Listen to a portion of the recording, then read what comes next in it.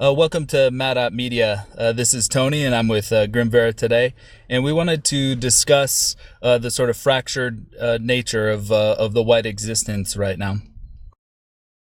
Right? Because whites in the West overall, but particularly in the United States as it relates to what we're going to be talking about today, it's it's not a simple subject that you can just blame on one specific thing. It covers a wide array of subjects, everything from uh, mixed race children to adopting to quote unquote weeaboos and this obsession with Asian cultures and even some things that are part of our own uh, primal mental makeup. Yeah, it is a very wide ranging subject. There's so many influences on us from every angle. So it is very complex. But I want to go over some of the sort of major things or some interesting aspects of that that we've been talking about, that we've been thinking about. So there was one thing I noticed with a lot of friends and people that I encountered, was them saying that they had a Native American ancestor. And at first I just took them for their word, and then I started encountering so many of these people who said that they were part Cherokee or they were this or that. And I just started to think, I'm like, this is really a coincidence. This is really a weird situation that I find myself in. I don't have any Native American ancestors, and these people that I'm speaking with don't look at all Native. They look totally white, and every person that I ever see in their family looks totally white. So I just sort of think about that, and I'm wondering what's going on here. Is this really true? And I think you've encountered this as well with the natives, but I don't know. Maybe this happens, or maybe this occurs in other ways outside of Native Americans. I'm not too sure about how it pertains to groups outside of Native Americans because uh, there seems to be just an absolute focus, or at least there was in the past. I think it might be starting to shift away from that a little bit. But personal experiences that I've had with it are, for instance, my mother-in-law claims she has Abenaki in her history. The tribe that was native to the area in New England and up into Quebec. Even though on DNA tests that my wife took, to find out more about her roots and whatnot, it didn't flag at all. Similarly, my own grandmother claims that my family has Cherokee, even though my mother's tests haven't flagged for it at all. And as of right now, I'm still waiting for it to come back to me for me. But another part of this is you see this idea of the noble savage being pushed so much, particularly as I personally experienced when I was going through Boy Scouts. There's this whole idea of the noble savage, and there's even an entire subgroup within Scouting called the Order of the Arrow that it just goes all in with this native iconography. And at all the campouts that I went to that had these related themes, it was, look how awesome the Native Americans are. Look at how perfect their culture was. Look how in harmony with nature they were. And then, oh, by the way, white people brought in blankets that were deliberately infused with diseases in order to wipe out the natives. So Yeah. it's equal measures, this idea of people claiming native blood and Yeah. this culture of the noble savage being pushed. Now, I mean, a quick caveat about native blood. I mean, I may very well actually have Native American blood in me because, I mean, I'm about as much of a towhead as you can be. I have very light blonde hair now, but I was born with black hair, and it was so striking that my dad thought my mom was cheating on him. even though if you were to compare my father and I now, it's undeniable that I'm his son. Yeah, I have heard some things like that. The babies do come out a little bit different in their look than how they end up one way or another. But I usually hear it the opposite. I usually hear that they come out sort of blonde, and then they have darker hair or something like that.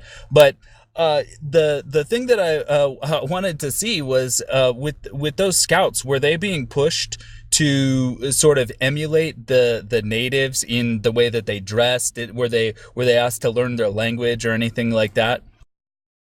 I don't think there was anything about learning the language because I never heard any of it.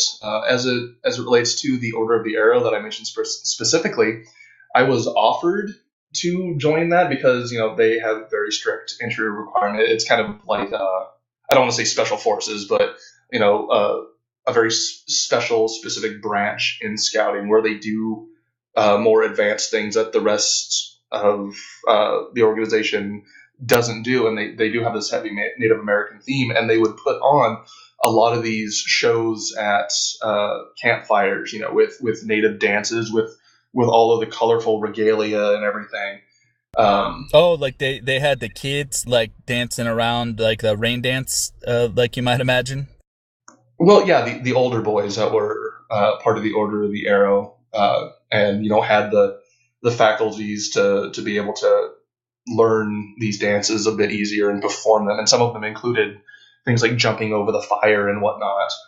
But it was very much tied in with this idea of look how badass Native Americans are Well, yeah, and, over. and some of it, like dancing around or jumping over a fire and stuff like that would be a lot of great stuff that boys and young men would want to do. But then we have this idealization of the Native Americans in there, which is sort of awkward. And I assume that most, if not all, of the boys who were there were white, right? A vast majority. I did grow up in the Northwest, the Portland, Oregon area, and so of course, there were some that were Mexican and Korean because the area I grew up in it actually had a very large Korean community. I think it still does, but anyway. Uh, but yeah, a lot of us were white with the expected numbers for minorities here and there. Uh, but you would have these campouts, and this is something that you and I mentioned before, that I told you about, where there was an instance of a camporee, and for people who don't know, it's a gathering of all the troops in an area. They have this great weekend camp out with all kinds of thematically arranged games and whatnot, and learning. And there was a couple of years that were brought up back to back. One was the first one was Native American, like very heavily Native American themed, like talking about the houses they lived in, the food they ate, how awesome they were at everything apparently. And then the next year it was a medieval theme where it talked about the evils that white Europeans visited on, particularly in this instance, the Native American tribes. Trying to imply that our forefathers deliberately brought these diseases over to kill them with, like it was some grand nefarious scheme. Never mind that back then germ theory wasn't a working thing yet. Well, yeah, the thing about the get your smallpox blankets, I don't know if that was real. That might be sort of like a Jew myth that they push with their sort of revisionist history. Um, but it is fascinating that they are teaching you about the evils of our ancestors when, if we are at war with another civilization, it is not evil to defeat them. It's good for our people to defeat our enemy and expand our territory, to expand our land, to have a greater habitat for our people, to flourish. So for them to sort of rewrite this history for the sake of demonizing the ancestors, and it's sort of it's like a mental abuse of these kids. It absolutely is, and I mean, bear in mind that the particular camperies I was talking about were the early 2000s, so almost 2 decades ago. And I mean, as everybody should know at this point, particularly people who follow the development of these institutions such as scouting, they've changed a lot. Although with scouts, with the recent trends they've been taking, I have no doubt in my mind that it's gotten substantially worse since I was a tenderfoot and second class rank in scouts. Yeah, yeah, a lot has changed.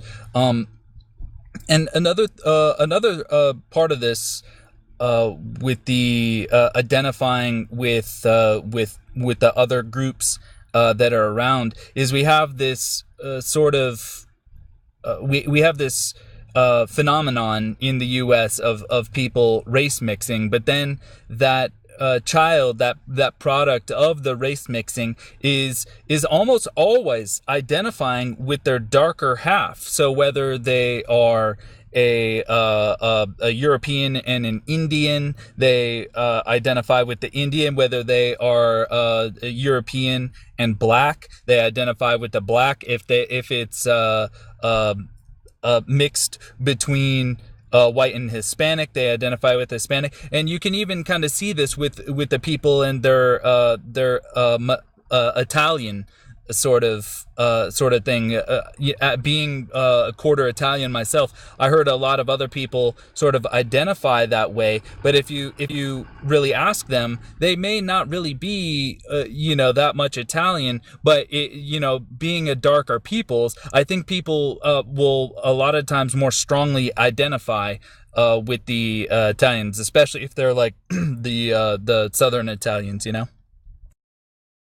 Yeah, and kind of you see the same kind of thing with people who claim Irish heritage. There's a lot of pride in that identifying with that particular group, and I mean there's absolutely nothing wrong with that. But as it concerns kids of very dramatically differing cultural background and ethnic background, like say a Northern European mother and a black father having this mixed race kid, you see a child who either identifies very strongly with the darker skin tone, and this largely comes from societal pressures, because of this whole idea that it's a bad thing to be white, that whites are evil, that we deserve to be extinguished. So these kids are encouraged to identify more with like their black background or their Hispanic background. But then, and then this is something you saw with Barack Obama after he became president. He was touted as the first black president, and then you have black celebrities such as Morgan Freeman saying he ain't black because he had a non-black mother. So they get caught in this place of being told they have to identify with this side of their ancestry, but then the people of that group don't accept them because they are not of that group. They are of the other as well. So Yeah. and Yeah. to kind of geek out a little bit here, they're like what you see with like half elves or half orcs in Dungeons and Dragons, where in their descriptions it says they don't really fit in with either society. Yeah, that's a good example, and they don't. This is an injustice on on these children of the race mixing parents. That it's a curse on the child. They're not going to be able to fully fit in. It's not like people out there go out of their way to really make non-whites or whites, or sorry, they don't go out of their way to make non-whites feel that uncomfortable, or race mixed kids to feel uncomfortable. It's just natural. It's just built in a natural distrust of people who are not like you. So they're condemning this child to always be looked at strangely because they have a weird look. They have an odd look. They're kind of an in-between person, in between worlds almost, in between species. And then you have you have outright hostility a lot of times from the dark-skinned blacks to the light-skinned blacks, or from the dark-skinned Latinos to the light-skinned Latinos. I've heard that numerous times on different podcasts and from people that I've met. So it's a real problem that a lot of people who aren't aware, who aren't in the movement, probably think that it's just a thing of hate, that we just have hate in our hearts, embedded within our hearts, and that we just hate these people. But there's real life consequence to these people mixing species this way, and the child has to suffer. And that's one thing that I was thinking that our movement can even use this to a degree, because these race mixed kids a lot of times end up becoming very politically active, and it is within the realm of possibility to use this against them. As unpopular as that might sound, but if a person is a mixed race black, to say that they're not black enough, or if someone is a mixed race Latino, to say to kind of highlight the fact that they're a European rather, and the sort of proclivity that people have to identify with the darker part, or like you said, with the Irish. Do you think that part of this has to do with the victim culture and people wanting to identify with the part of themselves that they see as a victim, that they feel as a victim in their life, and they want to identify with that group, the underdog sort of thing? Do you think that it has to do with that? Oh, without a doubt. It's been an industrialized endeavor to make people feel guilty, particularly whites and Asians in the United States. You have this idea of whites are evil, Asians are evil, or Japanese are evil because they allied with the Germans. God forbid. These people have their own interests at heart. So you tie that in on the cultural standpoint of white people equals bad, to, for instance, the guilt culture that you see in some Christian sects. This idea that, you are born into sin, you are born guilty, you must work to redeem yourself. It's something that can be taken advantage of to get people to really loathe themselves. And in the instances we're talking about here, the two groups that are mainly targeted, Asians are targeted too, but the two groups that are primarily being focused on right now in the United States are blacks and whites. On the one hand, we're being driven apart from working together in any capacity.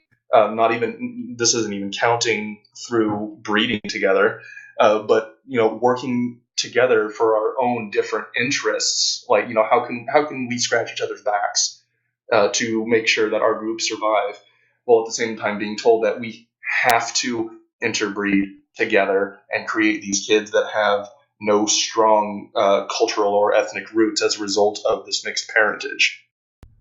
Yeah, and sort of on that, on the topic of these race mixed black and white people around town, a few times I've seen these people. One time I was on a date, another time just going around shopping or something like that. But a lot of times I see a white woman with a black guy, and she will never make eye contact.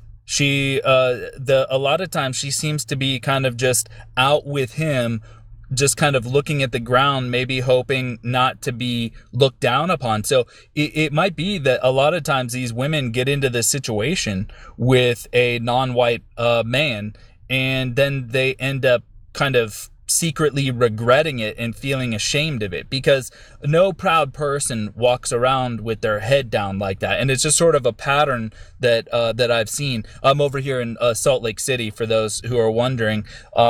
There yes, there are a lot of Mormons here, but there seems to be a pretty great deal of race mixing going on in this city, and it is a very selfish act on the behalf of these parents who are getting themselves into this and getting their children into this situation. So it's pretty bad. Yeah, and I mean, and this whole thing, it serves several purposes. One, you create an entire generation of children who have no real strong cultural ties one way or another. They are in broken households because there's of course the stereotype of the black dad who doesn't stick around, but also you have this culture where women are almost outright encouraged to be single mothers over staying with their partner. So you're ending up with these broken homes with people who have no strong ties ethnically or culturally. And then you have this huge welfare state where women with kids who aren't with their spouses get extra gifts. They get the extra stuff. So it's kind of creating this uh, livestock of humanity for these political elites, and whether or not they're Jewish themselves or they're sympathetic to the Zionist cause or whatever, these elites, however you want to define them, that are pushing this globalism, this Marxism. They're creating cattle essentially for votes and to put themselves above as being uh, lords over the mixed results of blacks and whites. Yeah, it's a very boomer-esque sort of attitude. Like if you've ever heard that clip from Alex Jones, where I don't care if America is 80% brown in 20 years, so long as they follow the Constitution. That's sort of the thinking with a lot of these boomers, is the sort of self-hate of their white heritage, to the fact where they just want to, the only thing that matters to them is that we universalize the Constitution. That's what matters. It's similar with Christians, actually, that like I heard some Mormons here around town sort of bragging how they were converting all these brown people from South America. Now this is like a real problem of white people trying to force Christianity on all these non-whites around the world, and this creates a lot more opportunities for both race mixing, but then it's also confusing their sort of victims that they're converting around the world. It's sort of like you mentioned the other day with these people telling non-whites that they can be a Norse pagan even though that they're not of European blood. To me, it's such an awkward and odd idea that whites would be going out of their way, for example, to will convert people, but then also just having this idea like, oh, it's so great that we're teaching them how to dig wells. It's such a weird and awkward situation for all of us to be in, for them to do this. Like, oh, we have to go teach these brown people and these black people how to dig a well, how to farm. We have to teach them how to do this. It's for one thing that comes to mind is it's sort of an expression of their white supremacy, that these people, even though they're like a universalist type of person, like it's not about race, guys, type of person, they are still going out of their way to lord over these non-whites, that they're going out of their way to teach them things, to teach them our ways, to teach them our religion. It's a really awkward situation. What do you think about that? Um, well, like you said, yeah, it's really awkward, and it's kind of funny in an ironic sense because you'll have these universalists that espouse this idea, while at the same time saying colonialism was an evil thing that people perpetrated. So it's like, wait a second, you're saying colonialism is evil, yet at the same time you're wanting to go and put your religious and cultural beliefs in these areas to which they're not needed. So, I mean, isn't that kind of a neo-colonialism in and of itself? I mean, they're absolute Yeah. hypocrites. It's ridiculous, and laughable. And but by the same token, on a serious note, these people, a lot in the universalist pagan community, at least the ones that I've interacted with and seen discussions with and whatnot. So I'm not claiming to know absolutely about their whole side of the movement or the the focus side of things entirely. This is from my perspective.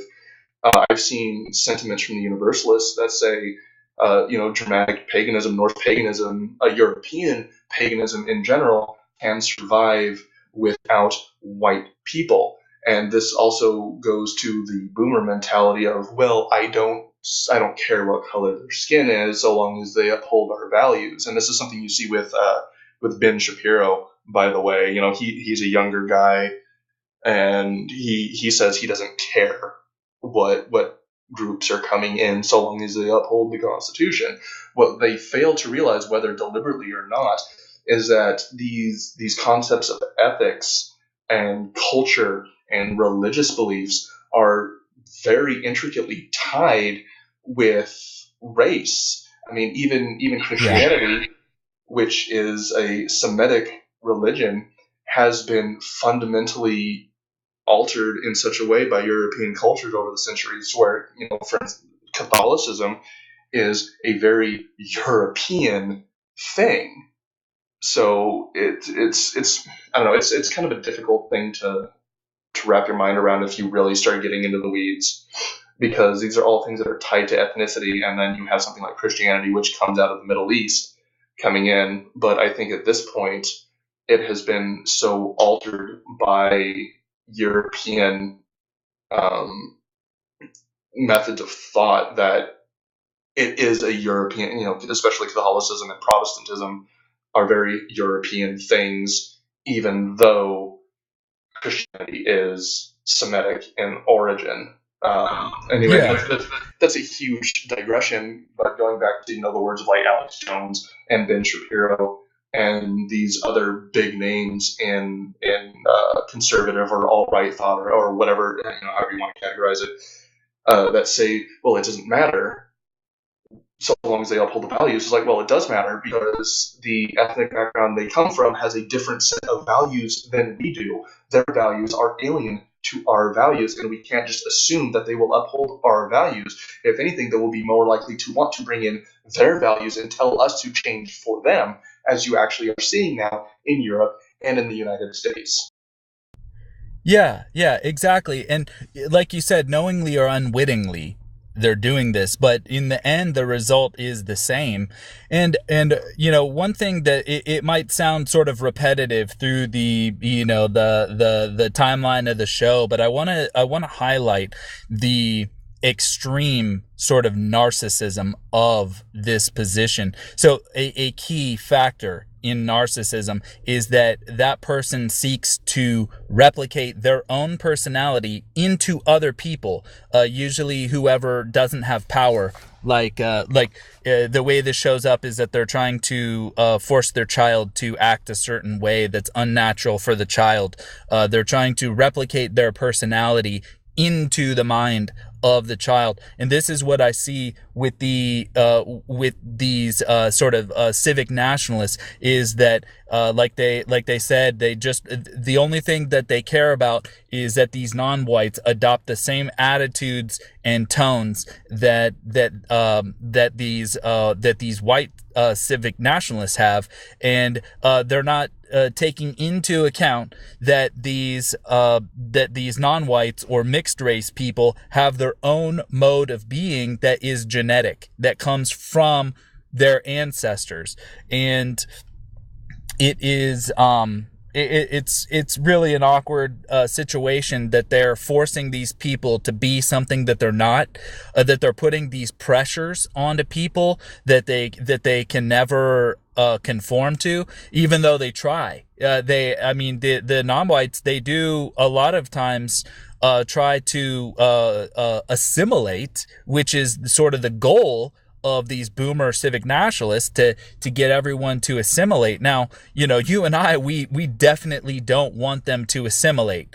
Ideally, they will get gone out of our country, out of our nation, the United States. But the sort of pressures on them to assimilate, to learn our language, to dress the way we do, to eat the way we do, is very strong. And it totally goes against the grain of who they are. And it's just a terrible situation. And we even have something that Red Ice Radio has reported on, which is the state-sponsored race mixing propaganda. That's how bad they want these people, these foreigners, to come in and sort of integrate into what it means to be an American or a Canadian or a European. For the examples that we had from that Red Ice gave were in Canada, the sort of the queer rap video that they made about being brown, and then the other one, which I can't remember too much about, in Sweden, that you mentioned before, which is just absolutely repulsive that they want to do this. So anyway, it's going very badly in that regard. And I hope that by discussing the sort of different aspects of these non-whites in our territory, and the race mixing, the sort of downsides of race mixing, we could sort of give people some ammunition in their discussions. Or if they have a family member who is dating a non-white, give them something to think about. And I've discussed this with people that I've met, just either around town or socializing, going to meetups, that I sort of give them I sort of give them some ideas on things to think about. Like, if you get involved with this black woman, do you think that you and her family and your family have the same culture? Just sort of giving people some ideas to think about. Or what do you think? I always try to appeal to, what do people think that's going to be like down the road in the future? What kind of hell are you going to construct for yourself into the future? I usually try to appeal in that way. Is there other sort of rhetoric you can think of to help people discuss this? Well, one point of fact that immediately comes to mind, and I'll have to look up the article and possibly link it in a future article, but it's this idea that humanity will eventually split into two dominant races, essentially, even though it's a little deeper than that, where there's the beautiful, intelligent elite, and then kind of a hideous underclass, a slave class, slave breed. I have heard of that. They did say that people were developing along those lines, and that's not something that we should necessarily avoid. We should strive to be the higher group. Absolutely. Right, but at the same time, you're kind of seeing the seeds of that being planted right now, in that you have, elitists like, and you see a lot of this with Jews, because it's built into their religious structure of not marrying outside, with very few exceptions. but they want to keep themselves pure, while at the same time they're encouraging everybody else to engage in multiculturalism and mixing genes and whatnot, especially as it pertains to whites. So I think it's that's the precursor of their attempt at this sort of future. And I don't necessarily think that it's something that should by default be aspired to, but it might very well be something that is inevitable.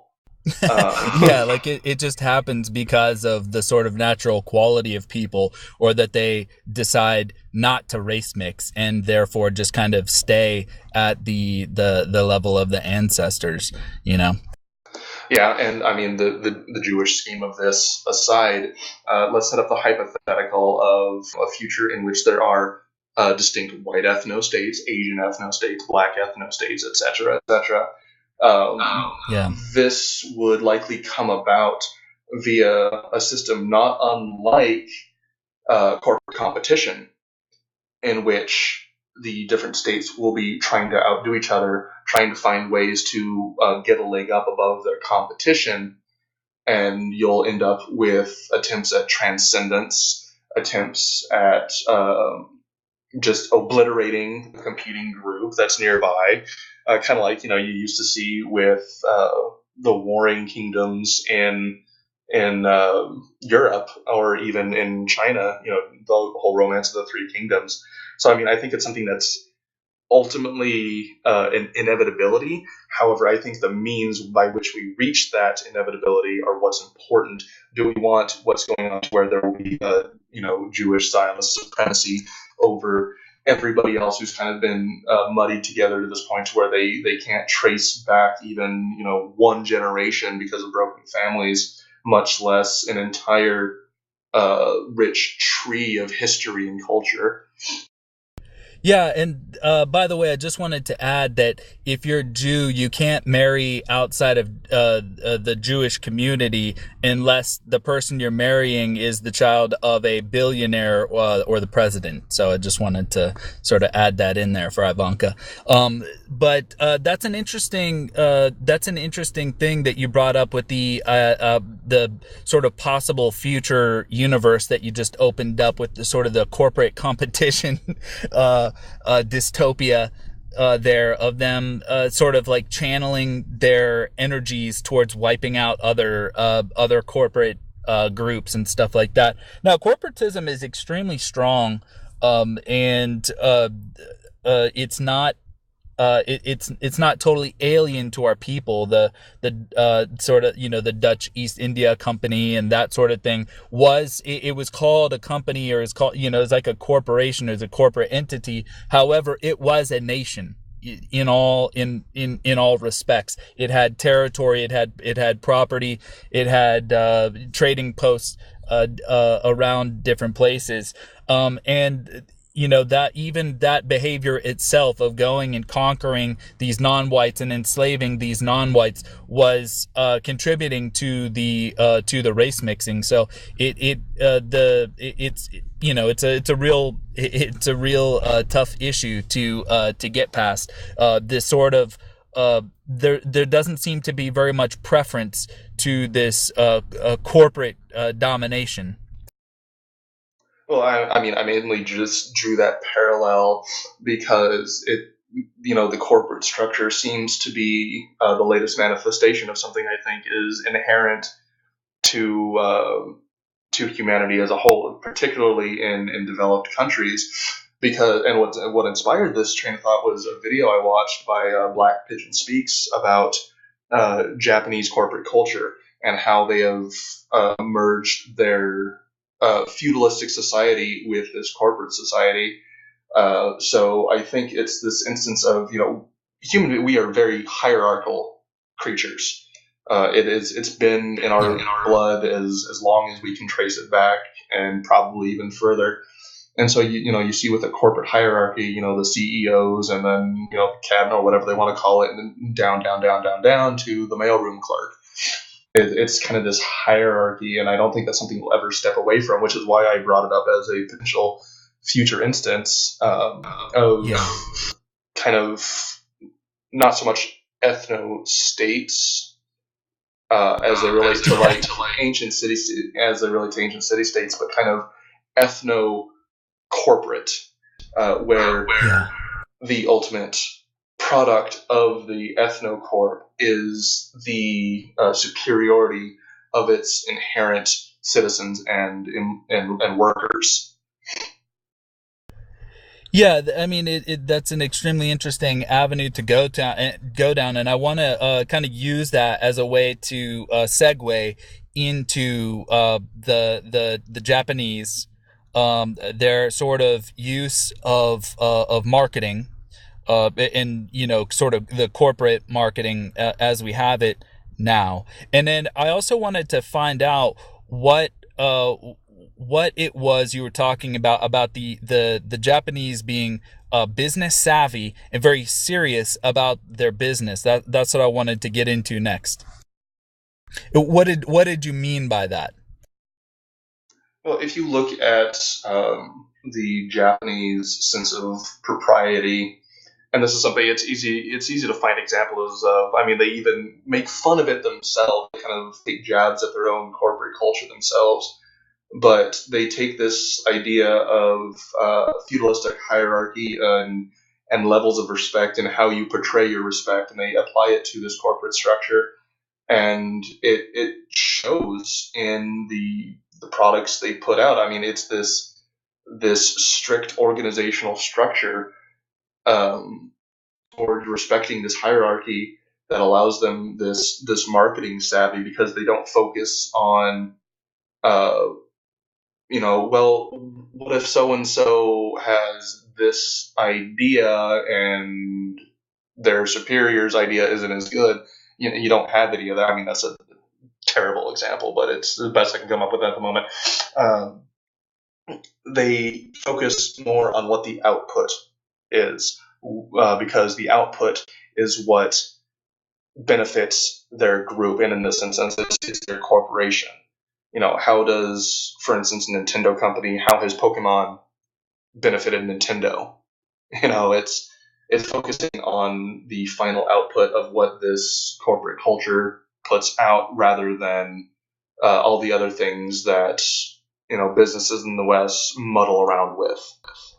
Well, yeah, one thing, now that you're mentioning that, I wanted to say that if you're talking about these Japanese companies that have a presence in the United States, let's think about this. Are we often hearing about Japanese people having sex scandals and this scandal and that, and or some kind of criminal activity from these Japanese who have companies in the United States? Well, I can't really think of any, but we do hear about this quite a bit with regard to the whites and their corporations here. I wonder if there's if there's a difference in how they're maybe able to keep the media under control, or they're able to keep keep their sort of problems out of the public eye in Japan. I wonder if that's part of how they're able to keep kind of a good image to their products and services,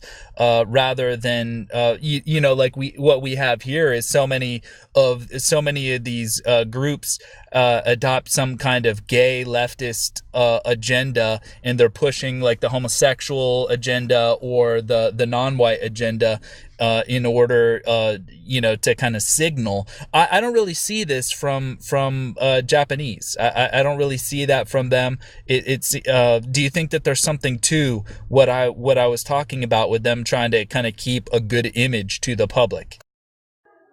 Oh yeah, there's probably a degree of truth to that. I'm sure they have. Like are the Japanese promoting like Target that they should have tranny bathrooms and stuff like that? From what I've personally seen, not a whole lot. The effect of the West on Japan seems to be more about what they've done to whites here in the United States, and that's this idea of feeling guilty of their heritage, feeling guilty of who they are, feeling guilty for the acts of their forefathers. Because I mean, in the U.S., whites, we've been browbeaten with that since the Civil War, at least. First with the whole slavery thing, even though the percentage of slave owners that were Jewish far surpassed the amount that were white. Um, but we've been browbeaten with that, and then World War II came along, and because the Allies were the victors, the Germans were the bad guy. We've been browbeaten with that. So it's this these two paddles of beating us into submission and making us feel guilty that the Marxist globalist elements have been able to move on to pushing degeneracy. And this is something I want to actually revisit here in a little bit, the degree of degeneracy. It's you have to have the guilt first before you can start with uh, the gay acceptance, the tranny bathrooms, the uh, tranny reading to school children, the letting children pick their gender, and the umpteen 20 billion genders that New York recognizes now. This all has a precursor in making a country feel guilty, and you're starting to see the roots of that in Japan right now with English teachers from, I think what I saw was predominantly from Canada, going over there and telling the Japanese that they ought to feel guilty and ashamed of their past because their ancestors attacked Pearl Harbor and were allied with the Germans, and therefore that automatically means bad. They ought to feel guilty. I can sort of see that from the mind of the liberals, like, oh my God, the Japanese aligned with the Nazis, like the Japanese are evil. So it's kind of a funny thing to look at in retrospect. But all the stories I heard were whatever places that the Japanese were occupying, they were extremely cruel to their victims. And if you look at the pictures of these old these like soldiers and just the old pictures of the Japanese. I mean, they have like a stone face. They look, darker skinned, obviously. But they look like they have no expression, and they look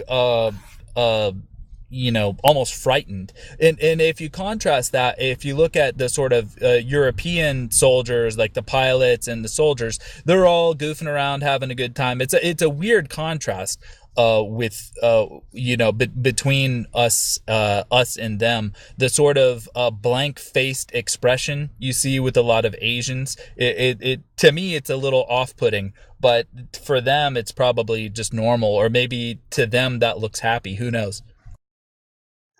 Well, I think a lot of those images partially has to do with photography technology of the time, because older photos you had to sit there for a while, and you can't be expected to have this big shit-eating grin for 45 minutes straight.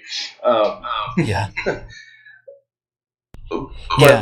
they have this culture over there where it's all about the image you put forth to your community. That's where the idea of the straight-laced Japanese businessman comes from, Yeah. and the proper kimono-wearing housewife. They have this image, a very strong public image that they try to uphold, even on an interpersonal basis. I mean, you can have two friends, but even a slight difference in age and to a degree gender, and the honorifics used when you talk to them completely change. So even in their personal lives, it's this very strict hierarchy that kind of works on a subconscious level. Yeah, and when I was younger, I thought that all hierarchy was evil, and then I just came to realize that it's mostly our people here and how they're using it, that they're using it for the purposes of corruption and stupidity rather than for the purposes of building us up as a group. And so I had to sort of correct my view on that. But do you think that the Japanese are actually using their strict hierarchy to their benefit or to their detriment right now? Oh, to their benefit, and going back to Black Pigeon's talks on the thing, and I hate to reference too overly much, but I mean, if it's relevant, it's relevant.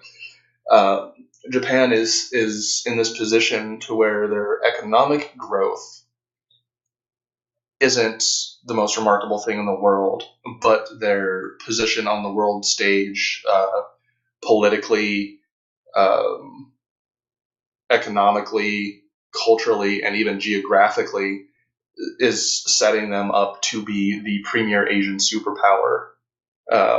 I mean, there's still a lot that has to be seen with what will happen with the Korea situation, but China, despite the good face they put on, they're starting to slowly buckle under their own weight, and this is due in part to geopolitical factors and the fact that they have people that loathe them on all borders. Oh yeah. Yeah, and that, I mean, that is interesting. I don't know if the Japanese will have after this sort of cultural onslaught that they're suffering. I don't know that they're going to have the drive anymore to conquer the Chinese or to put the Chinese uh, in their place. However, one thing that people don't really think about is that the true government of the Chinese before the United States Jews installed the communist government is that they had a right wing government in China who were basically who were rising, who were taking control of the country, but they were pushed out by the United States, and that's who Taiwan is. So I think instead right now, I mean, unless Japan gets energetic about this, I think that Taiwan. We might see Taiwan come and assert themselves in China, or take down China, or try to reconquer China in some way. I think that is a strong possibility. There's a lot of posturing that goes around there. Taiwan has a lot of interesting business going on there, so I think that it'll be fascinating to see where that goes, where geopolitically how things shift over there. But I think you're right that they are getting huge and potentially buckling under their own weight. And then also, I think you're right that they're probably disliked by a majority of people. I mean, they have colonies in Canada, in the United States, and Australia, and there's Chinese all over the place. They are inflating their currency massively. They are buying up everything they can with their fiat, and I think this is going to cause people a lot more problems as they go on. But just going back to Japan a bit, I was sort of curious on what you thought about their sort of marketing to children, to the with anime, with marketing to children, with the sort of cutesy animal stuff that they're publishing out, and how this is sort of influencing the youth here. Yeah, this culture that they're exporting with anime, and as I mentioned before, Pokemon, because it's the largest example. Um, they're exporting this culture, and I think that's what will give them the upper hand over China. As a quick aside, but they're putting this out there, and in the United States, it's mixing in an odd way with, again, going back to the guilt culture that we have here, where whites must hate themselves and must embrace other cultures for the sake of diversity. And you're seeing, it's the rise of, to use the internet term, the rise of the weeaboos.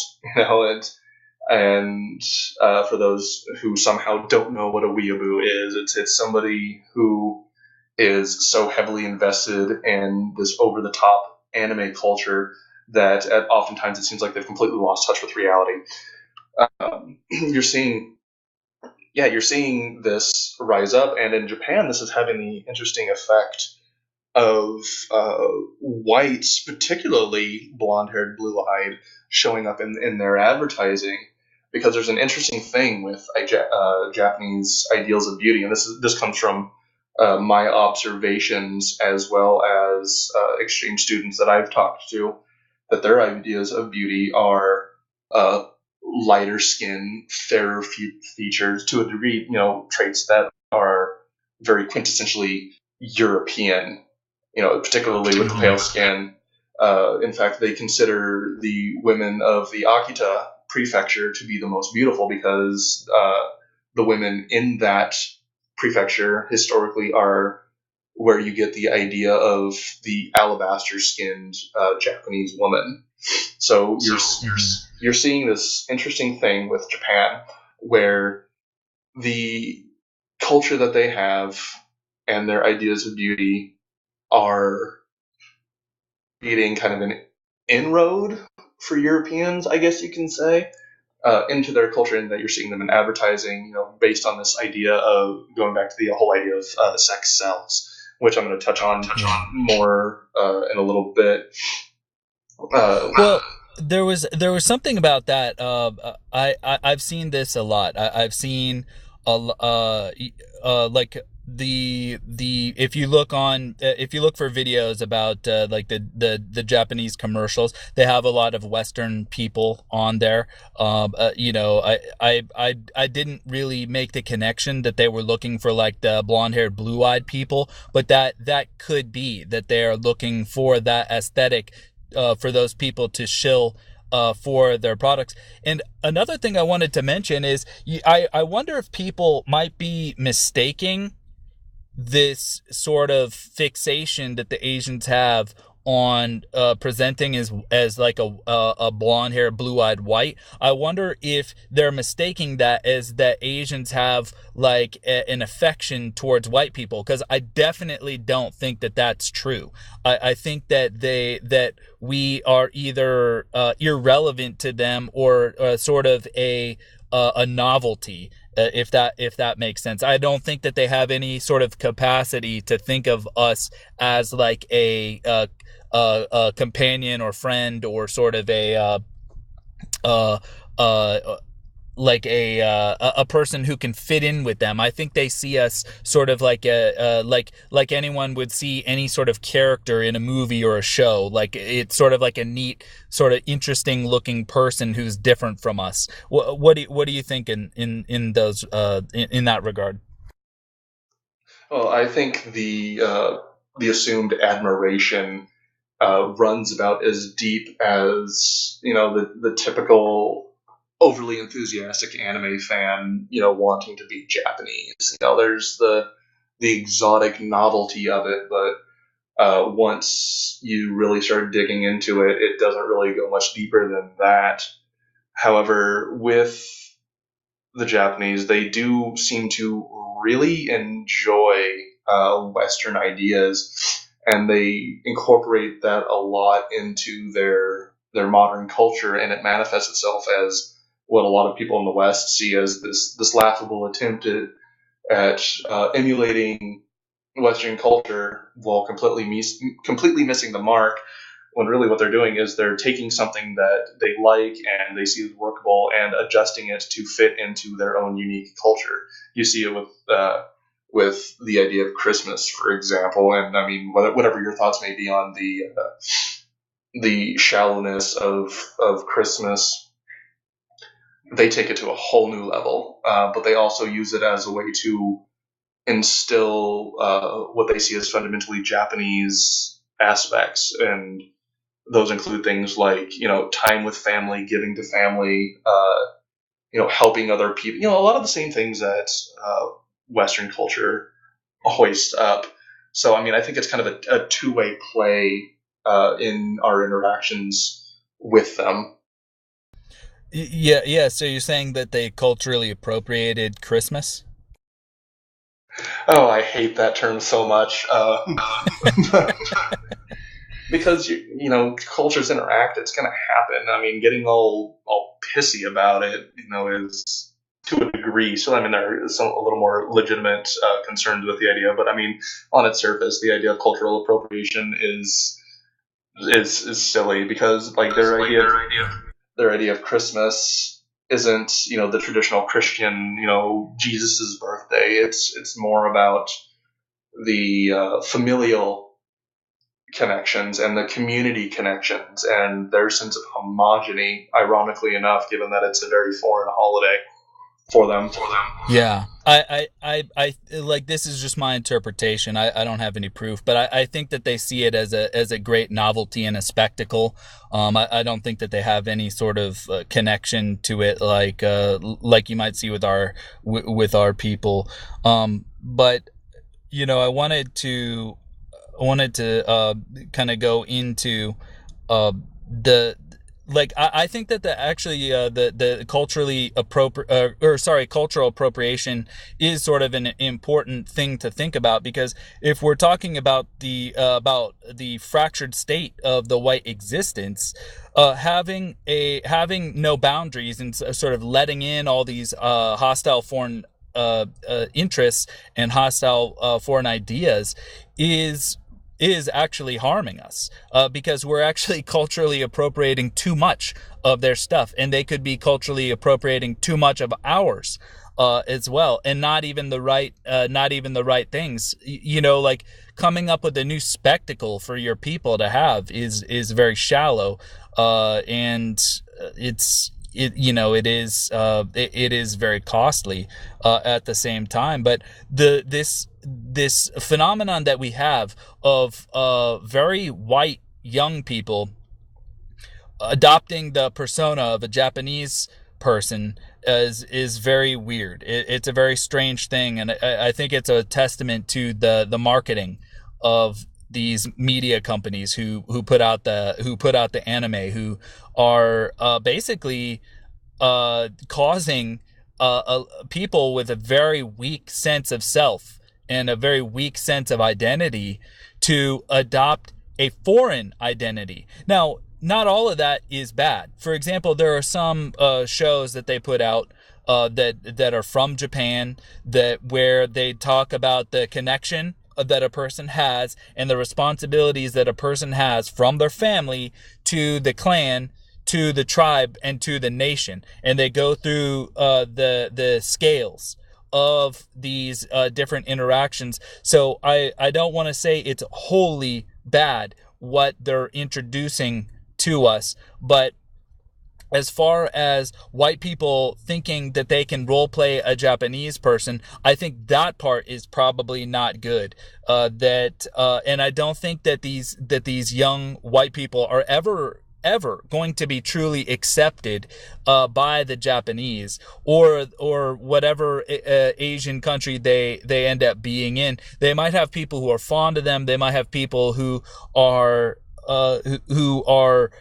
entertained by having their token white person around, but I don't think they can have a true affection for us. I think that they're so ethnocentric in who they are that that they don't lend themselves well to giving too much consideration, like real consideration and thought to outsiders. What do you think of that?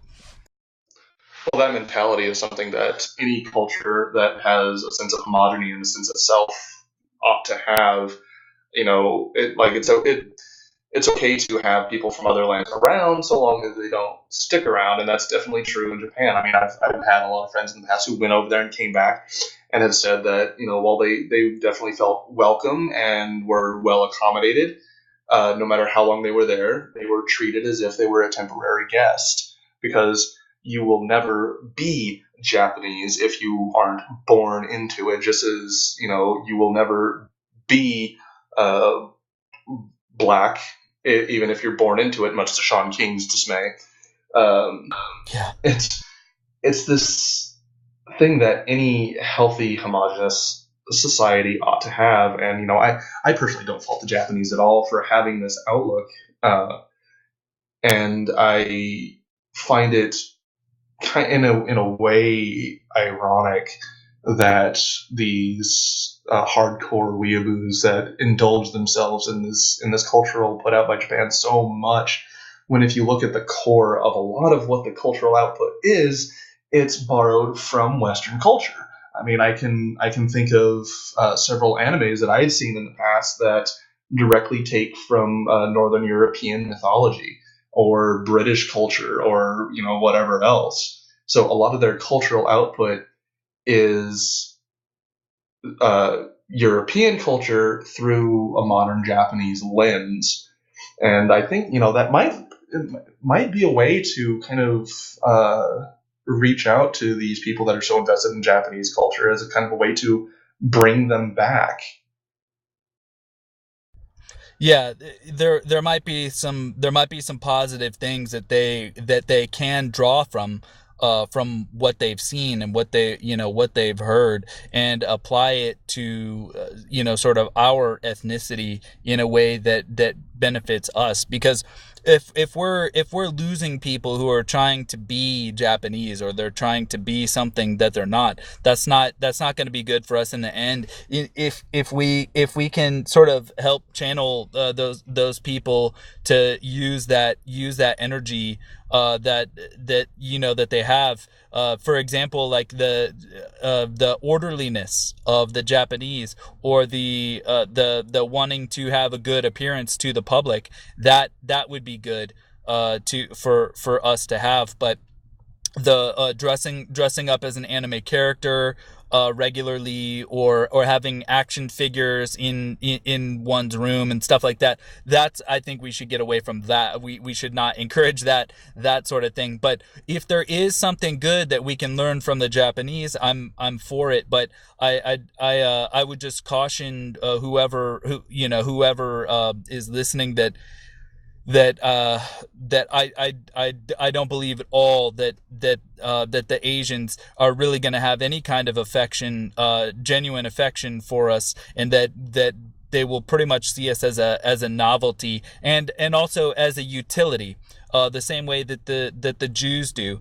And that we're seeing a lot of this in that the both the Japanese and the Jews, and the media companies in general, are able to get their media to the children and to women that are unsupervised.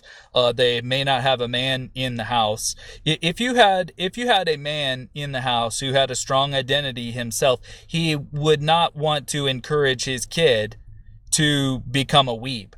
Like that would not be something that a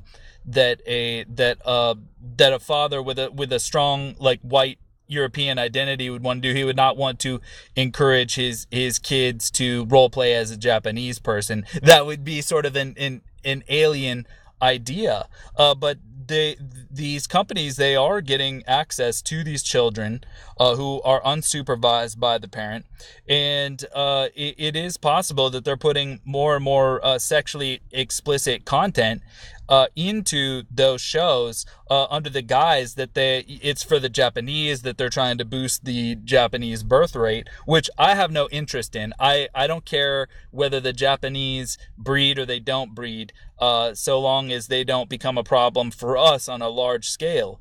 But I think it's a really interesting phenomenon that we have all these kids with no father and no identity, who are being turned basically to try to emulate the Asians. And I can kind of see some reasons why. If you look at the media that the Asians put out, it's mostly shallow emotionally. However, it does highlight a lot of times the very lonely nature of these people who are making the shows. If you look at a lot of animated shows in general, there's no parents around for some of the characters, and very often the character is an orphan, right? There's no parent. So you can kind of see a connection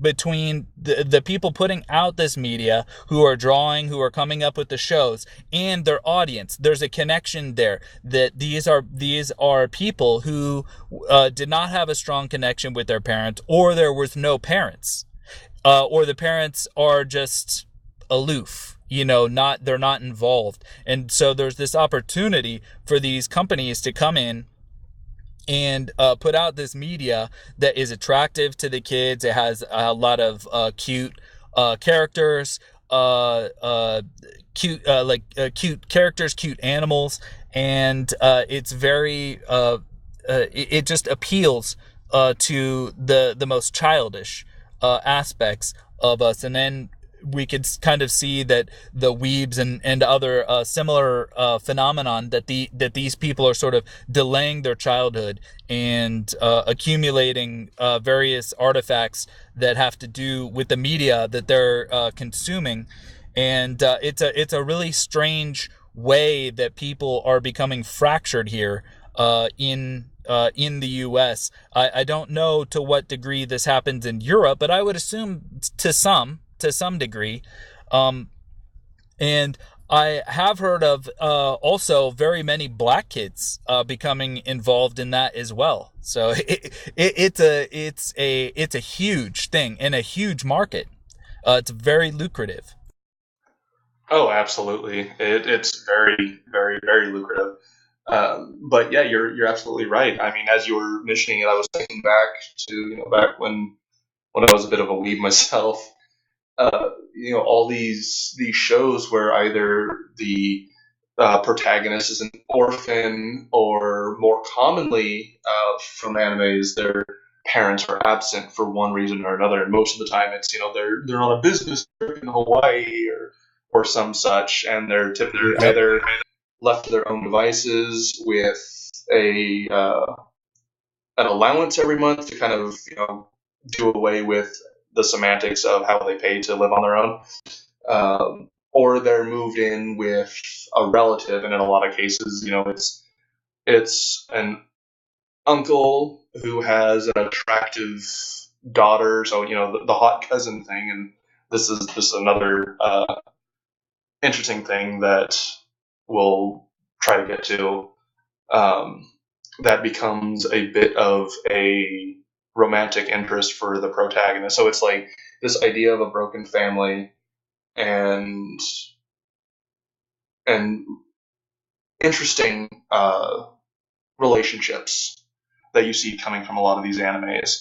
The ones that are aimed at even younger kids, again, like Pokemon, you see instances where the kids are out on some kind of grand adventure where the adults are either non-present or complete buffoons. And I mean, this is something that you see in a lot of Western shows too. I mean, just think to American shows like Fairly Odd Parents, or the old Nickelodeon show Salute Your Shorts. These are themes that you see in the West as well, but they're very prominent in anime right now, as it's the big thing that people are paying attention to. Oh yeah, and whatever problem someone goes through, the way that the primitive way that people try to master it is by re-expressing it in some way. So you can kind of see how these people will want to build some things that have happened to them into the show, like being very lonely. And we could see that these also, if you have a person who is consuming hours and hours and hours of shows, right, that's a very lonely thing that they're doing, mostly in isolation, without being supervised, without being connected with others. And then you as a white Western person, if you are consuming many hours of a foreign show, how are you going to talk about that with the average person who's around?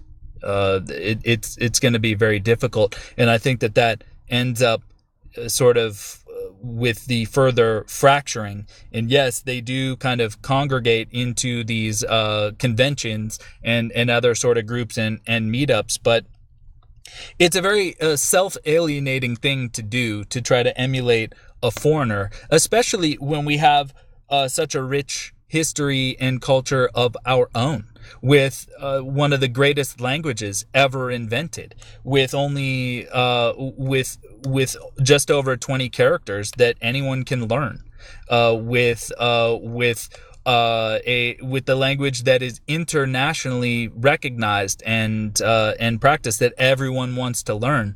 The things that we have with our English heritage, with our German and French and all the various European cultures that have influenced us.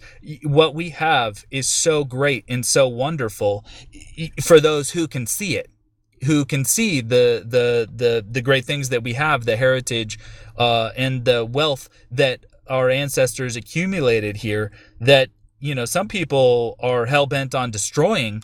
That we obviously we don't want that. We want to see our wealth, power, and influence grow. But there are very many people who do not respect what the ancestors gave us by their hard work, and that they are trying to role play as a foreigner, as our society is spiraling out of control. And this is it's such an expression of how much wealth has accumulated. If all these people had to work very hard, there wouldn't be a lot of time to sort of role play as a Japanese, or whatever it is that people are doing, whether they're into vampires or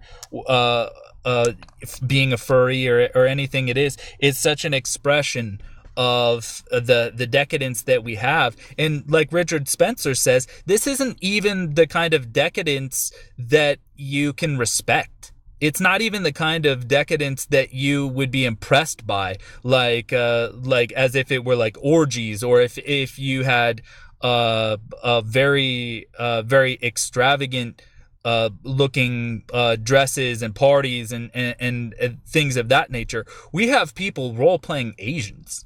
Like, this is not the kind of decadence that you want to see from a late stage empire.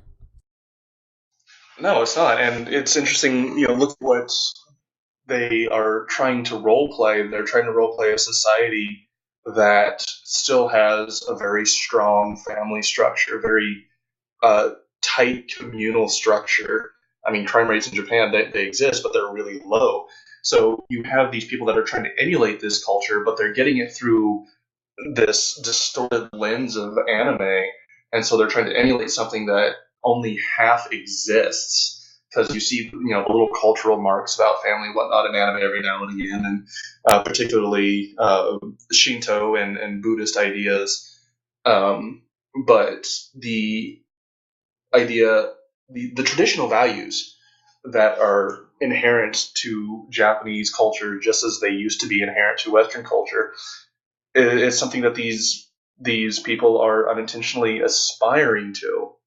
So, we need to look at that and try to find something to break them free of this method of escapism.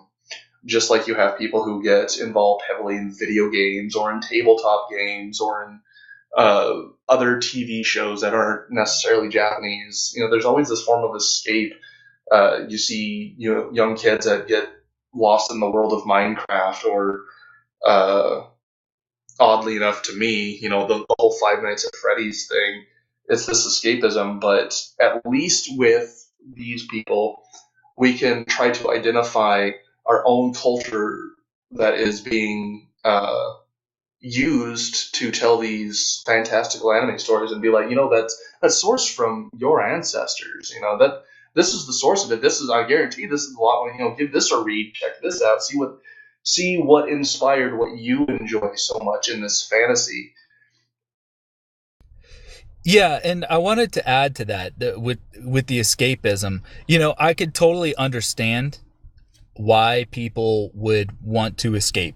So the whole time we're growing up, all the messages we're getting is that there's really not much to the European history that we have. There's not much to it, and whatever there is to it, it's all evil and that sort of thing. You know how they just sort of like to take like the triumphs of the ancestors and invert it and turn it into, no, they weren't conquerors. They tortured, black and brown people wherever they encountered them, which is probably more closer to what the Jews and non-whites do to us whenever they capture us. Usually when the whites conquer and capture a place, they really just want them to be workers. Not that that's great or anything. But going back to the escapism, if you're told that your own culture is bad, and it's just frowned upon to just even to be white, to be proud of being white, and you're encouraged by everyone around you to just be small and go along to get along and conform. What's the alternative? Well, you want to escape. You want to get out of that situation. You want to be in a situation where you could be like the characters in all shows, to be like a bold person who says what you want to say, who goes where you want to go. And that is fundamentally the European spirit that we have, that they build all characters around that type of character, that wants to go out and experience things. And so the sort of escapism that we're seeing with people from games and shows and all manner of things, it's understandable why people would want to engage in that kind of fantasy. But the reality is that you, as a white European, you can present yourself and you can assert yourself in that way as a strong person, of good character, with a great history and a great people behind you. And that's also what the ancestors would have wanted, even if they couldn't express it, even if they themselves were weak in certain areas. We could take the best from that, and we don't have to role play a fantasy character secretly. We can actually be those bold, strong people that we want to be, and that is also what we need as a group. We need those people out there who are sort of marginalized, who are sort of put aside by everybody. We need those people to assert themselves for what is true, for what is right, and what is going to benefit our group as white Europeans. And so it's just very, very extreme where people are going, trying to be a Japanese, or for Asians to try to present as more white. It's a very extreme position, and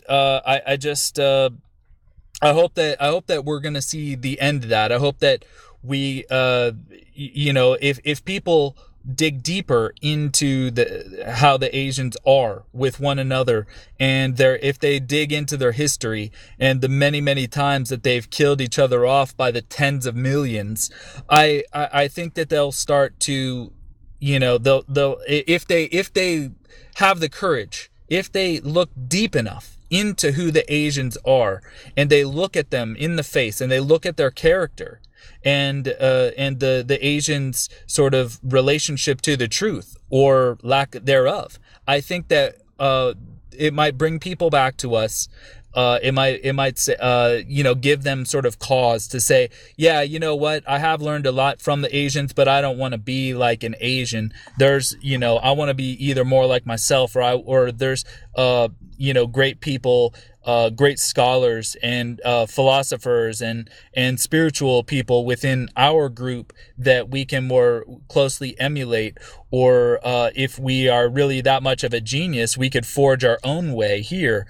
But to to be losing people to that think that they could fit in with other races and other cultures. I just think that it's totally folly, and I think that they're doomed to failure for trying to do such a thing.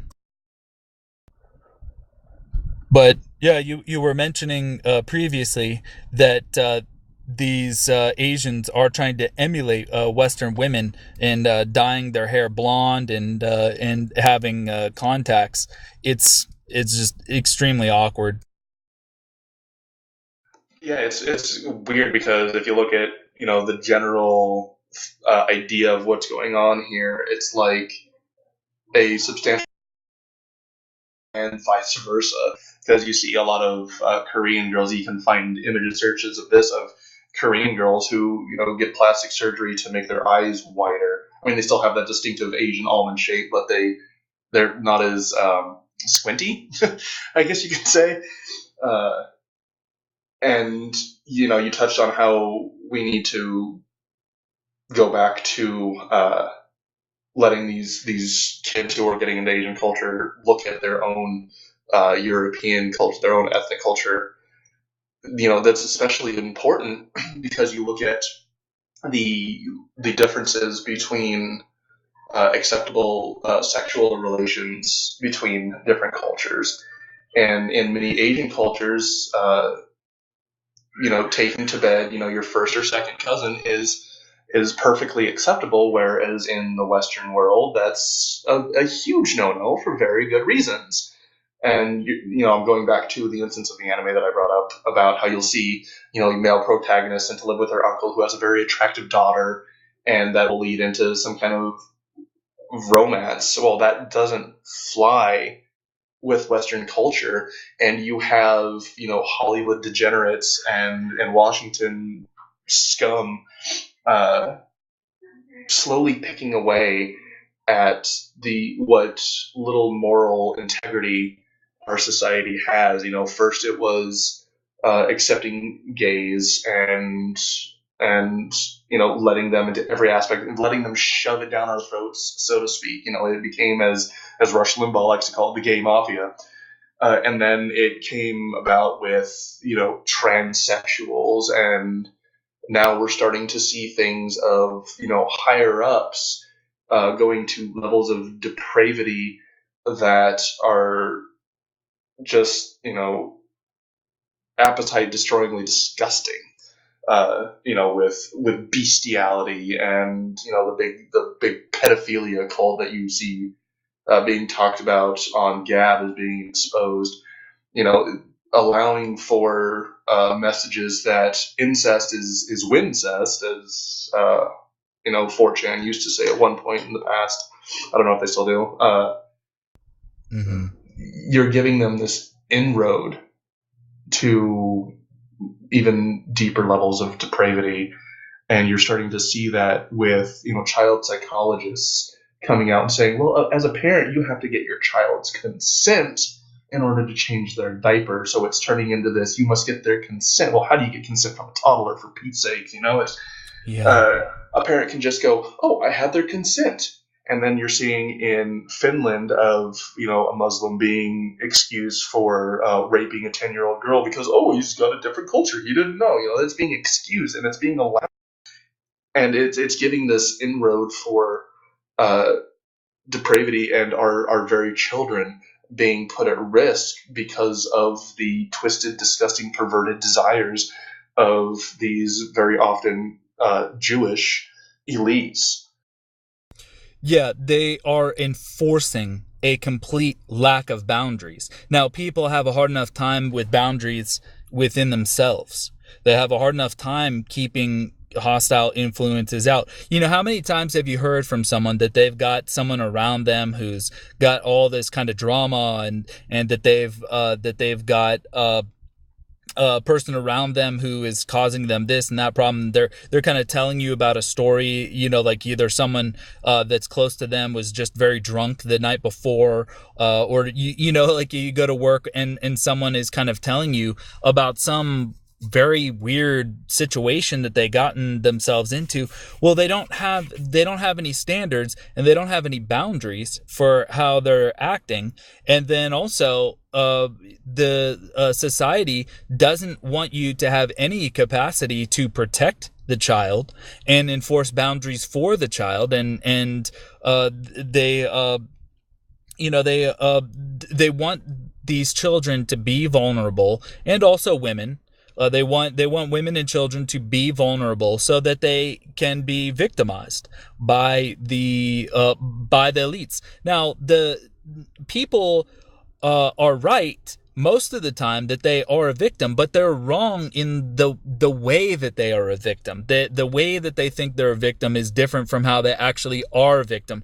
And the true way, the enforcement of and the knocking down of people's boundaries is actually what they consider to be a virtue. They actually consider that they are so open to all these different things, that whatever it is, willy nilly, any, just come go, whatever it is, everything's groovy for them. They are casting that as a virtue when that is a societally enforced boundary violation for all of these people. And it also kind of ties into the great white exploration of the world and our nature to expand and explore everything, but it has exposed us to be inundated by all this hostile foreign bullshit. And one thing that you said in a previous discussion was that this was the dark side of manifest destiny, and I think that was a great way to put it. It's put us in a very difficult situation that the women and children are unprotected, and they're exposed to a lot of very weird and hostile foreign media. Yeah, it is the dark side of manifest destiny because like you said, we do have this uh, desire to explore and know more, and while it isn't 100% exclusive to whites, we have a long-standing history of being the foremost explorers in the world. From the Spanish excursions in the few centuries ago, all the way back to uh, the Norsemen and Vikings landing on North American shores 500 years before Columbus. We have this long, long history of being, adamant and apt explorers that no other culture can claim, at least not to the same degree that we do. And this has been exploited. Our desire to know more and to find out new and wonderful things. And it's now being used against us in that we are being slammed with just bizarre, dangerous, backwards things that as a culture we did away with several thousand years ago. Yeah. Yeah, and there's one possibility that people think about Europeans having great immunity. I hope that in the end we do have a greater immunity than the others to get through this. Like I don't look at just a disease as just like a microorganism. I think that they come in many different dimensions, like from microorganisms to products, to media, to that sort of thing. Like the disease, if you expand your definition, can be a lot of hostile foreign material. And I don't think that a lot of the primitive folk around the world have the immunity to it. For example, you see a lot of non-whites have no ability to drink alcohol. They become destroyed by it, whereas many white people can drink very many beers or a lot of liquor and still still be standing. after that. I don't think that the non-whites can. I don't think that they can actually hold up to all of the onslaught. And we do see a lot of white Americans and white Europeans succumbing to this foreign pressure, but it might actually be that we're strong enough to counter it. Yeah, we could. We just have to get over a lot of the other things, and I hate to beat a dead horse if you want to consider that, but it all goes Beat it. back to it all goes back to getting rid of this sense of guilt, because that's what drives even the most sturdy drinkers to alcoholism. Part of it is guilt, and it stems from this destruction of traditional family structures and racial homogeny. But yeah, I think you're right. We tend to have stronger immune systems. I mean, immunizations and medical procedures aside, we naturally seem to have a better chance at fighting off a particularly nasty bug. And I think this comes from the fact that we've had several uh, plagues and crazy diseases sweep through Europe that the survivors managed to fend off, and we were all made all the stronger for it.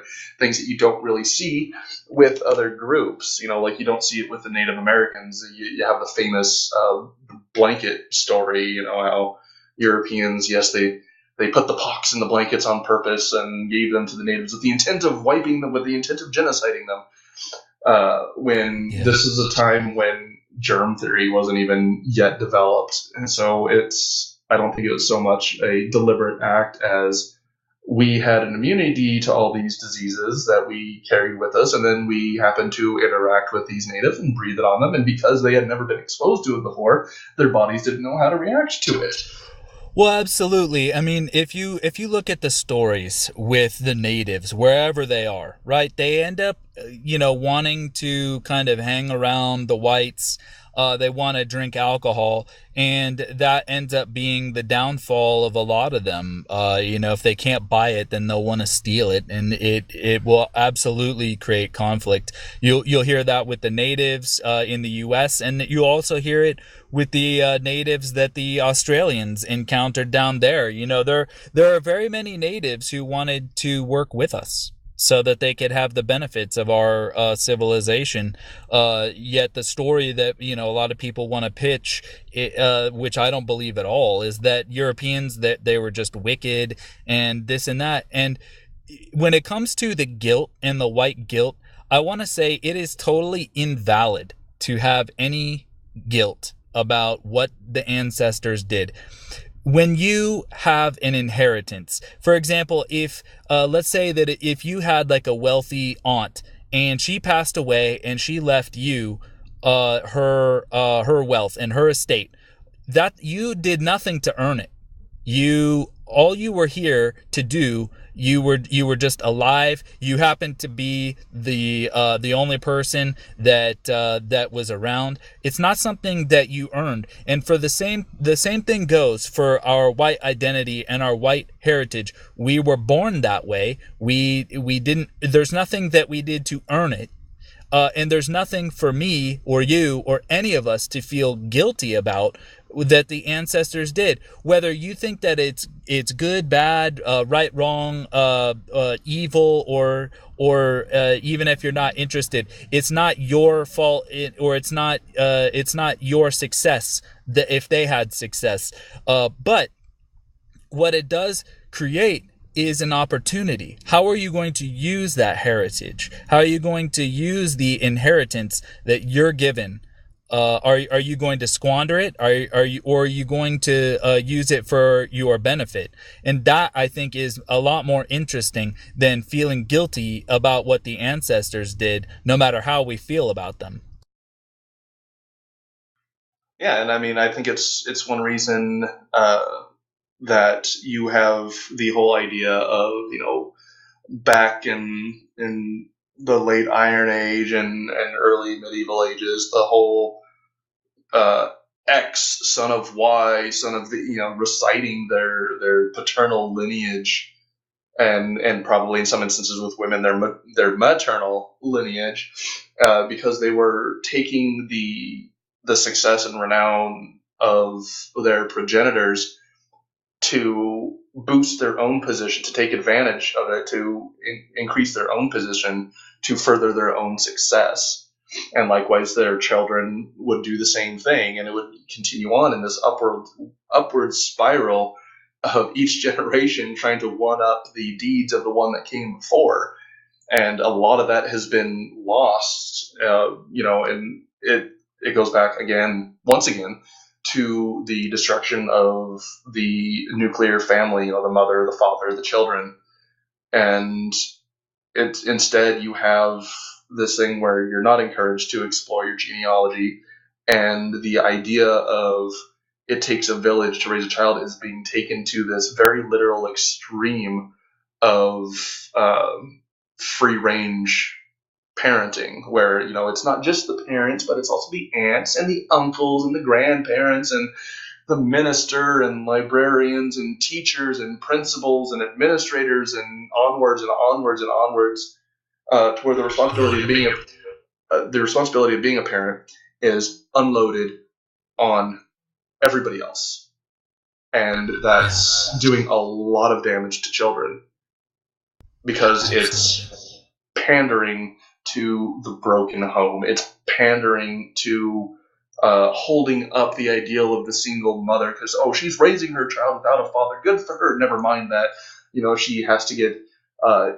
daycare for her child in some capacity and can't be an actual mother, and is pretty much becomes a financial source, whether it's through her own legitimate means or child support, while meanwhile everybody else is raising their child, and she loses control over what morals her child is raised with. How, if she has a son, how that child will look for a wife when he's an adult, what kind of values in a woman should he look for. He also doesn't have the father figure, so he has no idea how a man should act, how a man should treat a woman. All that is absent in lieu of this everybody get involved with the raising of the child mentality, and it's having disastrous consequences. Well, absolutely. You know how a lot of women like to say it takes a community to raise a child. You've heard that, right? Yeah, and what I say to them is, no, it fucking doesn't. It takes a mother and a father to raise a child. Yes, grandparents can be involved, as was in my case, but ultimately it boils down to the people who decided to shack up that resulted in the child. It is their responsibility to raise the child.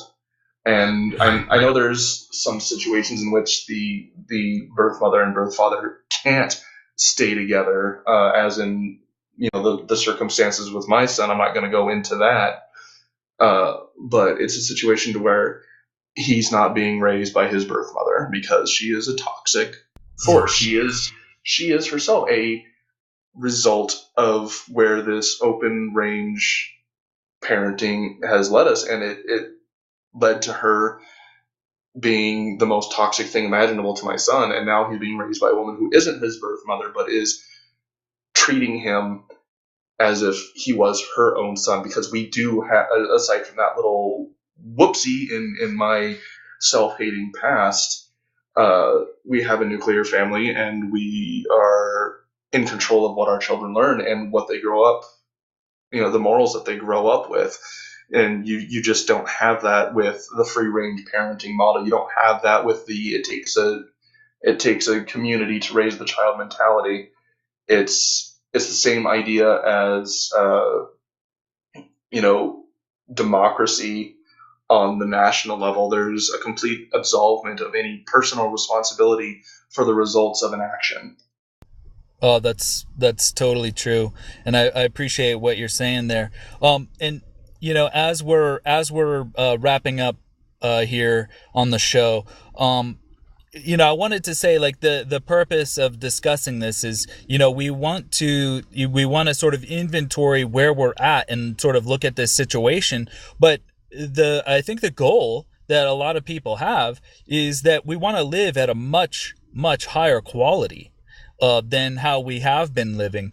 Like when what you were saying about having a heritage and or inheriting something from the previous generation and then using that to actually to do something greater, to build on it, to have some sort of accomplishment yourself. I think that's a very noble thing to strive for, and it's a way to honor the ancestors, even if they haven't done very well for you. You could say, well, you know what, I'm here. I'm here now, and I'm going to make the best of what I had, no matter what it is. It could be nothing, or it could be something, but I'm here now. I'm going to make the best of this.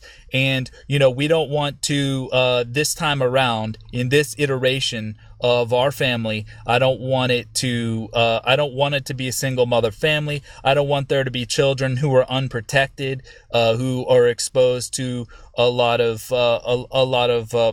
foreign products and foreign things that aren't healthy for them. We want to live in a way. We want to live in a way that's beneficial to us, that accents our power and our wealth in a way that allows us to grow in very healthy directions. Because our people, we have an innate sense of ethics built into our mind. That's why it's so easy to manipulate Europeans, because we're not totally cynical about the rules. We're not totally cynical about ethics. We want other people to like us, and we want other people, we want to get along with others, or we want to be accepted, and we want other people to have a good opinion of us. But this sort of thing is used against us and used to attack us. And so I think the goal should be that we're going to look at the situation, and we're going to try to limit the harm that others can do, and sort of enforce boundaries, so that we have a healthy place to grow. Like you wouldn't you wouldn't have a party and let people dump out their beer in your flower garden. Do you know what I mean? You'd say, hey, that's where the flowers are. And in the same way, or your vegetable garden, hey, I'm growing potatoes there. Don't piss there, or don't dump your beer there. I'm growing things there. And in that way, I want to say that will give you license to protect what is important to you, what is close to you. I don't want us to grow in this direction. I don't want us to have this filth around us, and the filth being sort of like the Jewish media that is entirely negative to our people. I want us to live at a vastly higher quality than we have been for the past few decades. Yeah, just like every other ethnic group just about gets a chance to do, with the exception of blacks and whites in the United States. They're left to their own devices largely. They're allowed to prefer their own in group, whereas we're not, and we need to collectively, as a people, tell these subversive elements to pack their bags and get the hell out. Go back to Israel if you're Absolutely. Jewish, and you have your own ethnostate that you're proud of, and you don't shut up about how great it is that you have your own ethnostate. Well, go freaking live there instead of trying to tell me I can't have that here. It's retarded, is what it is. Yeah. So I mean, it's all these directions that we're being attacked from, that we've talked about for the past going on 2 hours now. It's not just influences within the country. It's influences outside, whether they're intentional from other groups or not. It's incoming flack from not only the Middle East, as you see what's going on in Europe, but it's also a cultural metamorphosis that's coming in from Japan and the rest of Asia, that's coming in through our own media, where our own native European descended stories are being bastardized and turned against us. It's not something that we can even completely cover in this 2 hour episode Yeah. here. Yeah, but if you think about it in the terms that we've presented, think about it as that is the story that the ancestors have, and we have our story, and but we can build on what they gave us if we want to. You know, like we could look at it as an opportunity. And then I also want to arm the audience with a way to defend against it, which is I don't want this hostile influence in our home. I don't want this hostile media, or I don't want, whatever it is.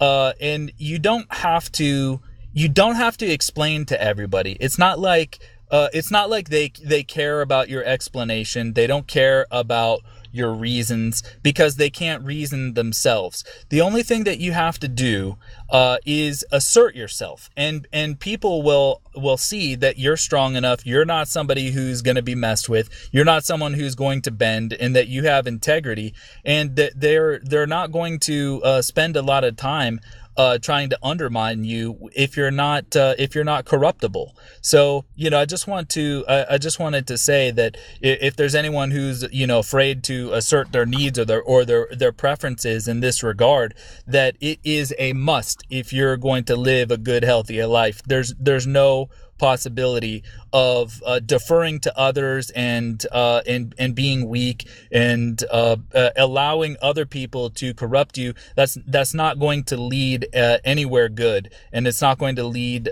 to a place that's good for our people in general. So is there anything else you wanted to add before we get going? Yeah, there's a lot of talk with the whole incel thing, the involuntary celibate thing, and how they grow to hate women, and a lot of what we talked about in embracing your culture and taking a look at your past and use that as a guide towards shaping your future, and to all the incel men. I mean, you can argue whether or not female incels exist, but that's besides the point. Easier said than done, I know, but man up, grow a pair, show that your balls have dropped, even if you're not the most attractive person Show people physically, your balls. I'm just kidding. whip them out right there. No, even if you're not the most attractive person physically, get out there and become a freaking force of will. Don't back down from the values that have made our people strong in the past, that will continue to make us strong in the future if we just own it and run with it. A lot of women will find attraction in a brilliant mind, even if the body isn't the case. That's what my wife tells me all the time. But uh, just man up in one way or another. Go out there and try your best to be the best version of yourself in whatever way you can, whether it's physically, mentally, or both, or spiritually. Don't sit there and be like, well, I'm ugly, so I can't ever get a woman. Screw you all. Don't do that. You're playing the victim. You're shrugging off responsibility. Get out there, own up, man up, and I guarantee things will start to get better. It's not going to be an easy road, but it's doable, and you have to if we're to survive. And I don't want to come across as preachy here, but with all this talk of incels and oh, how we must admire the incel or how we must hate the incel or whatever else, it shouldn't even be an issue as far as I'm concerned. It shouldn't even be a problem because I know what has led to it, but it's men compete for the attention of women. It's who we are. It's what we do. And incels are either deliberately or not ignoring that fact. And I think that if I can do it, if I can get over the incel problem, because as I've admitted, I was a huge weeb, and I wasn't very heavy on the dating scene in high school or even in college for the most part, and if I got past it, so can just about anybody else. Well, on that, what is it true that you need to assert yourself to kind of get out of that cycle of weebness and incelness? Oh, there's a degree of pushing your comfort zones in all levels. That's how you grow as a human, regardless of your position in life. Take those limits, push on them, and see what happens. Be ready to fall down and just get your ass back up and keep pushing.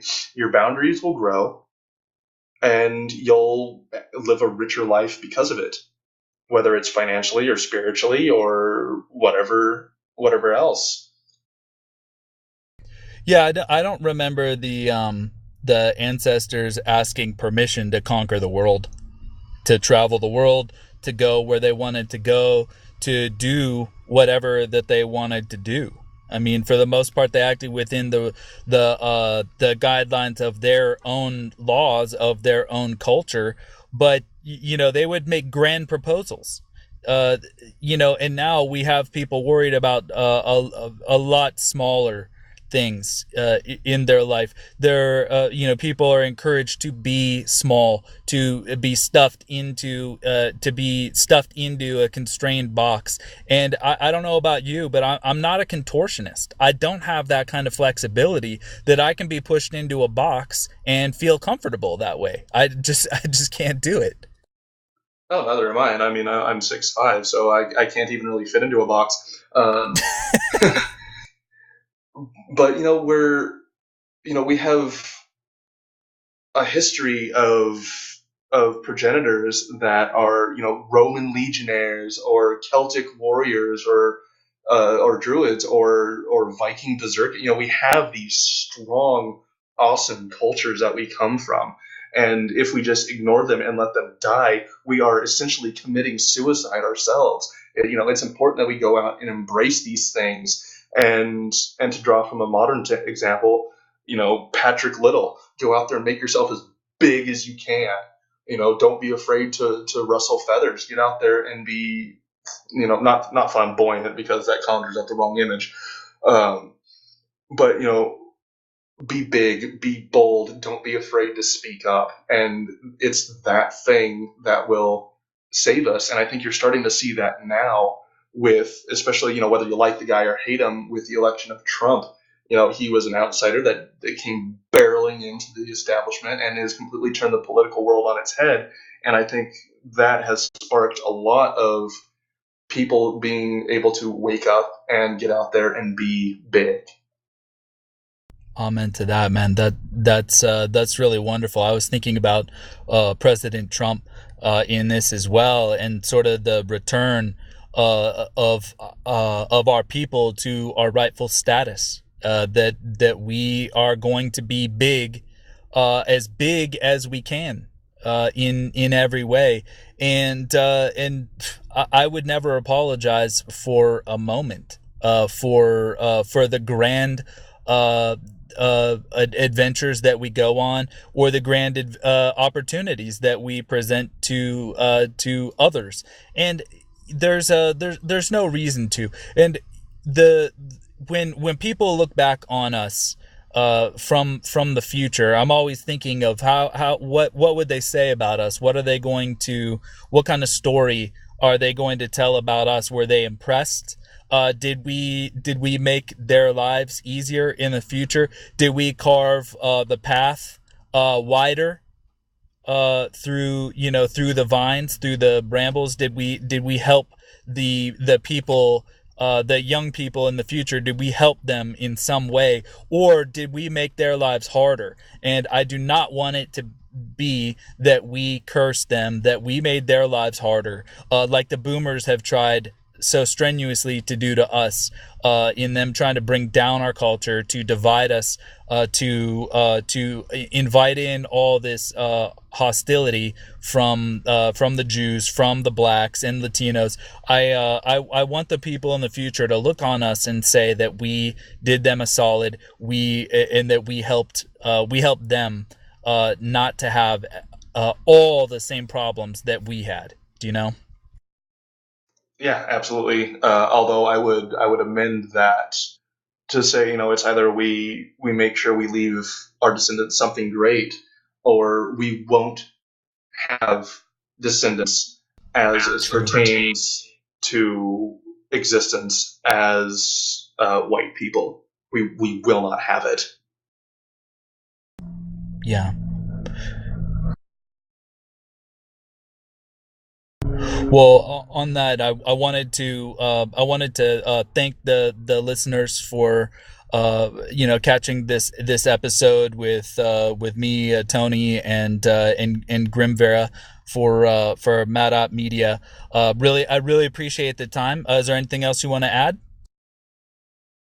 Not right now. I mean, other than if anybody listening wants to get in touch with us, there's contact us at mad.media.com, or you can contact me directly at Grimvera at mad.media.com. And then Tony, you've got your own email connected to Mad as well. Yes, tcrow at mad.media.com. So we'll put the links where this appears, and really appreciate your time out there. Yeah, definitely. I appreciate being able to sit down and talk to you about this, and I appreciate anybody who might listen, and I look forward to seeing any feedback we get. All right. Thanks, everyone. Take care.